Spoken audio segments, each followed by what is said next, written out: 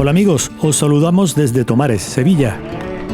Estamos dirigiéndonos a uno de los autobuses que nos llevará al punto de salida de una de las pruebas deportivas más emblemáticas de la provincia hispalense. Nos referimos a la ultramaratón La Pretoriana, que ya va por su 6ª edición, aunque para nosotros es la primera. Como principiante, es lo que hay. Y gente súper preparada, ¿eh? Nosotros somos unos mindundis. Siempre hay una primera vez para todo. Madre mía, ¿dónde nos hemos metido, Sandra? El autobús nos dirige a los Pinares de Arnalcázar, concretamente a su camping. Bueno, vamos a ver si podemos desayunar, ¿no? Donde el restaurante de esa nueva no da abasto sirviendo desayunos a los numerosos participantes de esta prueba. Tenemos que decir que para el mogollón de gente que vino de sopetón, el servicio fue muy rápido y pudimos disfrutar de un buen café con ricos molletitos bien condimentados. Luego, frente al restaurante, se encontraba la meta, donde miembros de la organización terminaban de pasar revistas sobre el material obligatorio para poder realizar la prueba. Y en un abrir y cerrar de ojos comenzamos.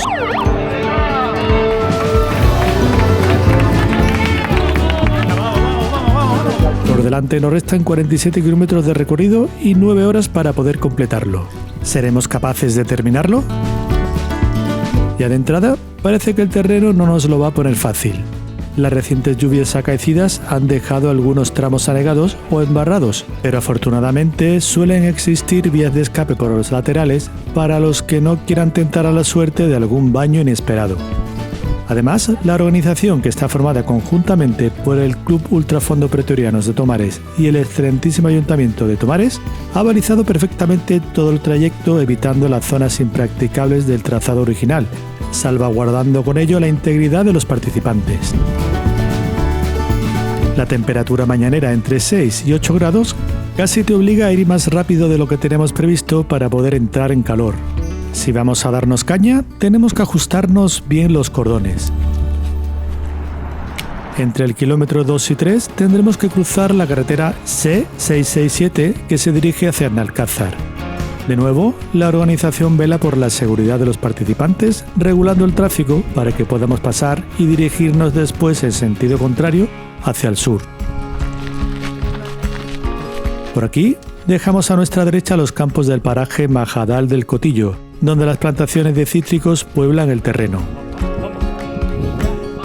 A esta ancha pista se le conoce como el Camino de la Dehesa. Está una pequeña subidita. Y alterna livianas subidas y bajadas de perfil que acometemos a un paso cómodo. Tan cómodo que vamos lanzados sin mirar al próximo cambio de rumbo. Menos mal que el compañerismo que se respira en la prueba nos corrige el despiste. Luego, navegamos unos metros hacia el este para después incorporarnos a otra ancha pista que nos orienta de nuevo al sur. Alcanzado el kilómetro 6, el recorrido va atravesando los dominios de la Cañada de la Alameda. Atravesamos el cauce de esta pequeña depresión para luego llegar al área recreativa Echarenas. Aquí hay una caseta habilitada para servicios públicos, aunque no la encontramos abierta. Hoy, la naturaleza será nuestro baño particular. También en esta ubicación el camino vira al este entre masas de Altos Pinares, aunque parece que a algunos se le acabó la oportunidad de seguir creciendo. Kilómetro 7 ya. En este kilómetro zigzagueamos para ascender unos metros, dejando atrás la Cañada de la Alameda para después descender e introducirnos en otra, la denominada Cañada Honda.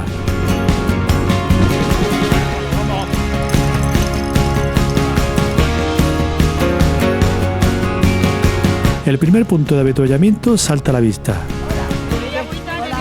¡Uy, naranja, por Dios! Una naranjita de esta. Para de ella, ¿no? Naranjas, plátanos, frutos secos, tomates isotónicos, toda una oferta de reconstituyentes que no desaprovechamos a la altura del kilómetro 9. Bueno, ya hemos hecho los primeros 9 kilómetros, primer avituallamiento. ¿Hora y media? Más o menos, ¿no? Son las 10 menos 5. Vamos bien, vamos bien.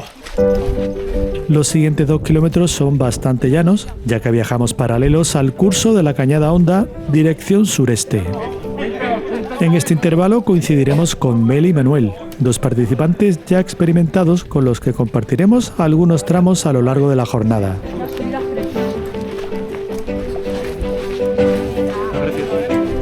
Pronto, las balizas nos hacen superar un pequeño repecho hacia oriente que nos incorpora posteriormente a una pista que sigue hacia el sur.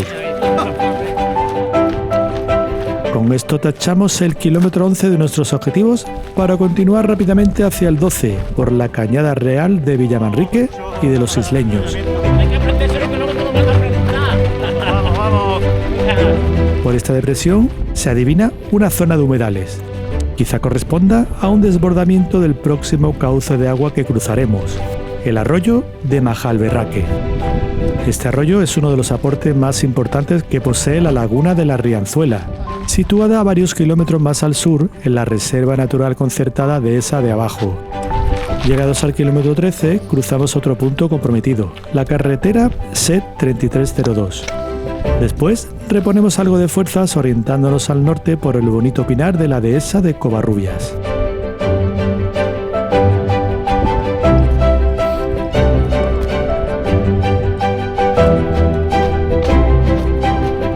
No nos extraña para nada que esta agradable ruta sea lugar de recreo para numerosos corredores, senderistas y ciclistas. A continuación, nuestro ritmo logra alcanzar a varios participantes, entre ellos a Meli y Manuel, y a un grupo de pretorianos que entonan cánticos que no nos queremos perder. ¡Vamos! ¡No paramos ni por frío! ¡No paramos ni por frío! ¡Mucho menos por calor! ¡Mucho menos por calor! ¡No tenemos sentimiento! ¡No tenemos sentimiento! ¡Mucho menos corazón! ¡Mucho menos corazón! ¡Y el traidor que la abandone! ¡El traidor que la abandone! ¡No tenga quien le perdone! ¡No tenga quien lo perdone! Uf, pues intentaremos no abandonar. Desde luego la carrerita que me he pegado casi me extirpa el hígado.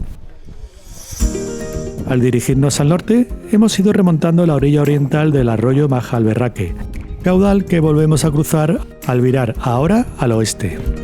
Y más tarde tendremos ocasión de encontrarnos otra vez con este arroyo, ya que el trazado serpentea por los pinares para que disfrutemos de este paraje natural.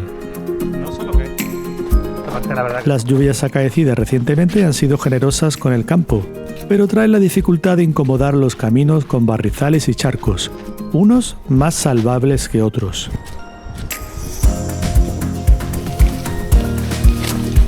El estupendo hábitat es idóneo para la apicultura. Pasaremos junto a unas colmenas manejadas, no sin antes ver el aviso de mantener las precauciones. Sí. Desde el anterior cruce de Majalberraque estamos afrontando un suave pero continuo ascenso hacia la cota conocida como el Cerro de la Cella, Terreno un poquito arenoso. de 48 metros de altitud. Tras varios firmes arenosos y una pintoresca zona anegada, nos incorporamos a una pista más ancha donde terminamos de coronar este monte. Rumbo ahora al nordeste, la ruta se enfrenta a un majestuoso árbol conocido como el eucalipto blanco. Esta especie se introdujo en Europa en el siglo XIX para desecar suelos, ya que consumen mucha agua. Superado el kilómetro 19 de la prueba, las balizas nos dirigen al sureste.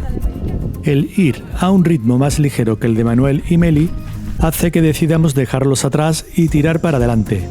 No obstante, ciertos obstáculos primero y el encuentro con un riachuelo tributario del Majalberraque de segundo acortan de nuevo las distancias entre nosotros. El vadeo de este cauce es algo más delicado por lo embarrado de sus orillas. Dejamos atrás la vegetación de ribera del arroyo para dar con un camino forestal donde los pinos son ahora los que compiten en majestuosidad con los eucaliptos. Menudo ejemplar. Y a continuación entramos en las propiedades de los campos de las Tres Rayas para alcanzar el segundo punto de avituallamiento, emplazado en el kilómetro 21. Buenas. Un poquito de puesta a punto y a continuar para vadear por última vez el arroyo de Majalberraque. Por aquí mejor, chicos. ¿Por aquí?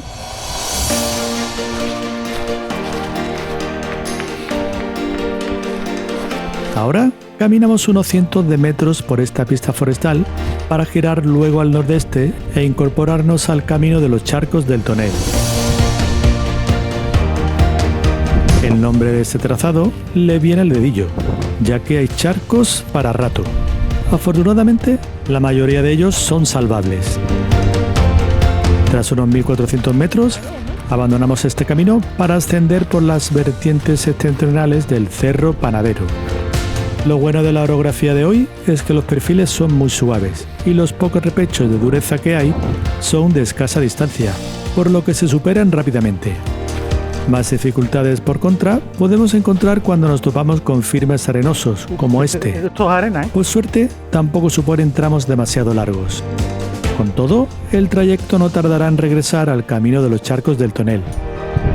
Se ve que la organización nos desvió anteriormente por el monte para evitar algunas de estas piscinas naturales.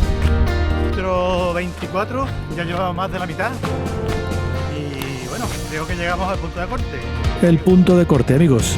Mientras atravesamos la zona menos vistosa de la ruta, os contamos que la organización ha situado el punto de corte en el kilómetro 34, en la localidad de Almensilla. Quien llegue después de las 2:30 por este punto, lo puede tener muy crudo para terminar la ultramaratón, pues le quedarían por hacer unos 13 kilómetros en 3 horas.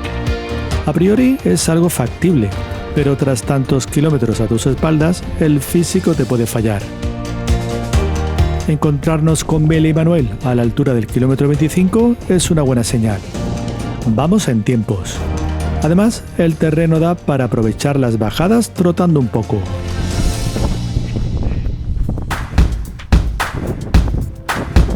El kilómetro 27 y parte del 28 es una especie de montaña rusa que se dirige al norte en una larga recta que va ascendiendo por el Monte Martel. Aprovechando las bajaditas.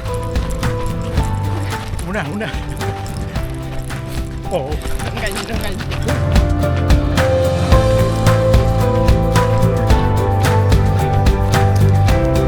Una suerte de toboganes holográficos Esta es buena. que al superarlos nos van a permitir dominar una buena extensión de campiña de los términos municipales de Almensilla, Bollullos de la Imitación y Puebla del Río. Veredas, cortijos, haciendas, cañadas, dehesas e incluso un aeródromo se esparcen por estas extensiones del Aljarafe.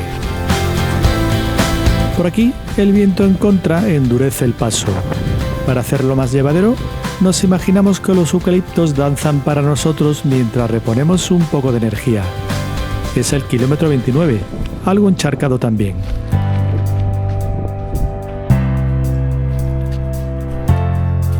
Después, el kilómetro 30, que supone la antesala a un escenario más dedicado al sector agrícola. Lo descubriremos cuando dejemos atrás esta hilera de enormes eucaliptos. Ante nosotros, las amplias extensiones de la Cañada del Juncal, con buenos sectores dedicados a tierras de labor, bien para plantar olivos, bien para cultivar algunas legumbres u hortalizas. Por aquí alcanzaremos de nuevo a Meli y a Manuel, e incluso a un participante venido de México.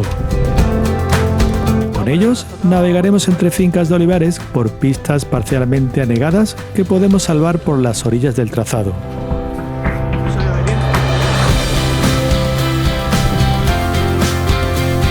El olivo lleva siglos cultivándose en el Aljarafe. Los suelos arcillosos y calizos de esta tierra, sumado al clima mediterráneo con inviernos suaves y veranos muy calurosos, suponen valiosos requisitos para el crecimiento saludable de estas plantaciones. Ya en época romana, el aceite que aquí se producía era muy apreciado. Prácticamente los últimos 2 kilómetros antes de llegar al punto de corte los haremos jalonados por olivares de Puebla del Río primero y de Almensilla después. Y por fin alcanzamos el kilómetro 34 rondando las 2:15 de la tarde, 15 minutos antes del corte. Esto hay que celebrarlo con buenos aportes de energía.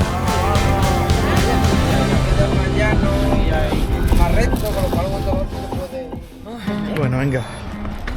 La baliza. Ahí. Reanudamos la marcha callejeando por las calles de Almensilla. Algunos dolores corporales ya empiezan a recorrer nuestro cuerpo tras tantos kilómetros recorridos.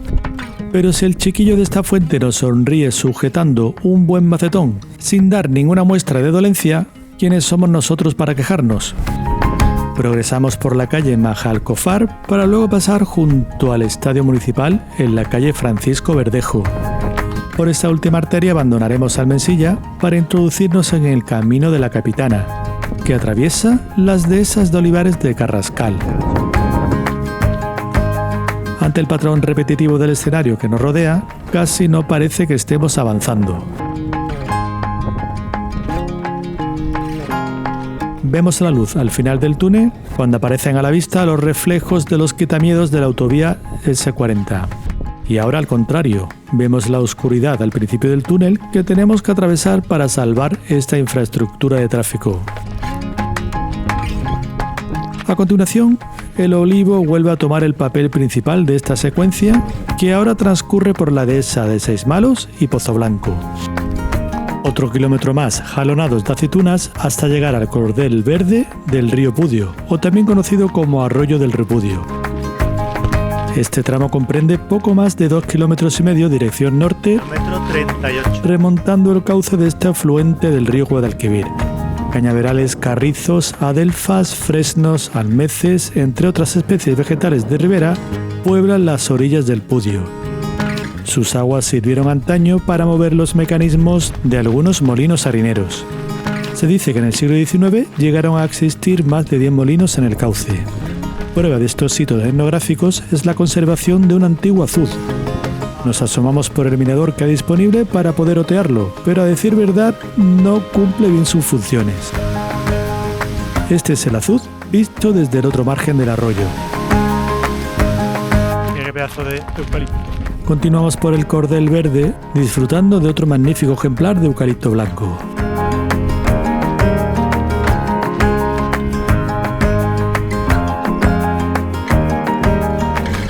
Este es el kilómetro 40, justo donde encontramos el último habituallamiento de la prueba. Se agradece el calor recibido por parte de los miembros de la organización. Chapo por ellos. ¡Qué ricas las naranjas! Nos hubiéramos pasado toda la tarde allí comiéndolas, pero teníamos que finalizar este reto. Ahora cruzamos el Pudio por el puente conocido como Puente Romano. Es posible que los orígenes vinieran de aquella civilización, pero realmente desconocemos si conserva algún resto que lo corrobore. Puente del Pudio. Este puente nos deja en el cordel de Triana Villamanrique, que antaño supuso una vía pecuaria destinada al paso de ganado transhumante. Por suerte, nosotros que solemos recorrer la zona, hemos sido testigos del rebaño de ovejas que todavía cruzan por estos lugares. Con todo, el olor que emana de algunas de estas naves, sumado al gruñido animal emitido desde el interior, delata la presencia de cerdos. No en vano, a este camino de sentido ascendente lo llaman con el sobrenombre de Cuesta de los Cochinos. En el kilómetro 43 pasamos bajo la carretera 8068 que une el municipio de Mairena del Aljarafe con el de Bormujos. Un auténtico túnel de los horrores en cuanto a los personajes de pesadilla que adornan estas paredes, pero que no dejan de ser fascinantes obras artísticas. Seguidamente continuamos avanzando por el cordel de Triana a Villamanrique, introduciéndonos en los dominios del Club de Golf Zaudín. La masa arbustiva que jalona el camino apenas nos dejará otear estos campos de 18 hoyos fundados en 1992, pero aprovechamos los pequeños ventanales que sí nos lo permiten. De esta forma entramos en el municipio de Tomares. Miembros de la organización nos insuflan ánimos y nos dirigen ahora por el Parque Olivar del Zaudín. En este interesante espacio natural ganamos un poco más de altura, la suficiente como para ver las poblaciones de San Juan de Alnafarache y Mairena del Aljarafe, situadas a oriente. El parque es como una dehesa de olivares que coexiste junto a otras especies de árboles y arbustos autóctonos. En estas latitudes se encontraron también 19 ánforas con unas 50.000 monedas romanas del siglo IV después de Cristo, lo que le confiere también su valor arqueológico. Por su parte, la presencia de varias lagunas y el paso del arroyo de las Fuentes ha favorecido la evolución de un ecosistema de importante flora y fauna. De frente, la última vuelta, como Abandonamos este pulmón verde de Tomares para introducirnos en las calles de la urbe. Vamos, ya estamos. Esto está ya hecho, esto está hecho ya. Vamos. Los ánimos del equipo no dejan de sucederse y eso da un extra de energía para afrontar el último kilómetro de la prueba. Las balizas nos irán dirigiendo por las zonas verdes del Parque de la Música primero y el Parque Multicultural después. Que ya queda menos. 400 metros. Muchísimas gracias. ¿Vale? Finalmente, tomamos la calle Blas Infante, arteria que nos llevará al Parque Jardines del Conde, lugar en el que se emplaza la meta y la consecución de esta prueba. ¡Ole, ole, ole! ¡Gracias! Hoy no solo hemos hecho 47 kilómetros, hemos recorrido el sueño de un reto. Queremos dar un reconocimiento especial a quienes han hecho posible esta aventura, las entidades organizadoras, voluntarios, equipos de apoyo, habituallamientos, seguridad y a todas las manos visibles que han construido este camino. Gracias por convertir un desafío en una experiencia inolvidable y por crear un escenario donde las personas descubren de lo que son capaces. Y a todos los participantes, enhorabuena. Con algunos de ellos hemos compartido pasos y miradas de complicidad. Ha sido una suerte haber vivido esta experiencia en su totalidad. La pretoriana no se gana en el arco de meta, se conquista en el corazón. Hasta la próxima.